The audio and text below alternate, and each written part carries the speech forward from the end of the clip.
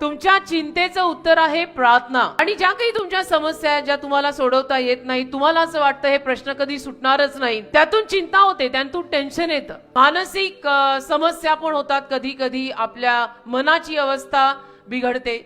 त्यामध्ये पहिलं जर देवाचं वचन आपण ऐकलं नाही ना, आणि जग जे सांगत आहे तेच आपण ऐकलं, तर त्यातून सुद्धा तुम्हाला चिंता, काळजी आणि नैराश्य येऊ शकतं. आणि येशू म्हणालेले की तुम्ही काय खाणार, काय पिणार याची चिंता करू नका. याचा अर्थ टेन्शन घेऊन डोक्याला हात मारून बसायचं नाही, की काळजी झाली तर एखादं औषध खा का गोळी खा, असं त्यांनी येशूंनी सांगितलेलं नाही. येशू म्हणालेले की चिंता हृदयामध्ये घर करून बसू देऊ नका, आणि कधी तुमच्या गरजांची चिंता करू नका. येशू ते म्हणतात की तुमच्या गरजा कशा भागणार याची चिंता करू नका. आणि आपल्या गरजा काय आहेत? अन्न, वस्त्र आणि निवारा या आपल्या मेजर गरजा.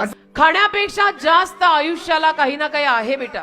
जीवनाला फक्त खावंच लागतं एवढं नाही, बरंच काही लागतं. ज्या क्षणाला तुझ्यामध्ये भीती यायचा प्रयत्न करेल त्या क्षणाला ती भीती काढून टाक. कारण की जर कुठल्या माणसाने ती भीती आपल्या आतमध्ये यायची परवानगी दिली, दडपणाचं आणि चिंतेचं दार आपोआप उघडतं. नेहमी लक्षात ठेव, भीती चिंतेचं दार उघडते, विश्वास चिंतेचं दार बंद करतो. असं देवाला मोठं केलं ना, त्रास छोटे होतात. तुम्ही त्रास मोठे करताय ना, बाचाबाची करून देव लहान व्हायला लागलाय. Amen.